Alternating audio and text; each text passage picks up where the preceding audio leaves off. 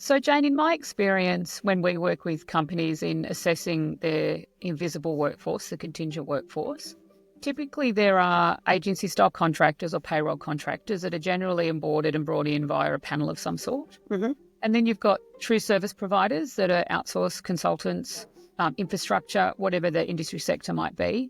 And I've seen the rise, particularly in the last 3 to 5 years, of independent consultants that sit in between that. And that's more grey and more difficult for companies to quantify. What do you see as either the cost implications of that sort of segment of the workforce or the additional risks that are prevalent? Yes, I see that we can quantify the agency worker.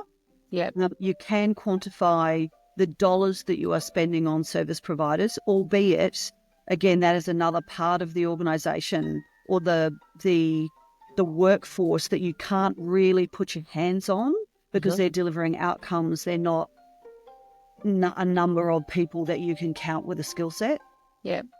That independent contractor in the middle is really the grey area, and they can cost upwards of 30 to 50% more than a contingent worker that can then cost 20 to 30% more than a permanent worker. So it's that group that are often on statements of work, often brought in not via a panel, often brought in as a colleague or somebody that a leader has worked with before, and they just need that person rather than being more objective about the work that's being done or the skill set that they're bringing to bear. That's where organisations are, frankly, in my opinion, really kind of losing quite a lot of money that they just don't need to spend because there are other ways that you can get access to that capability.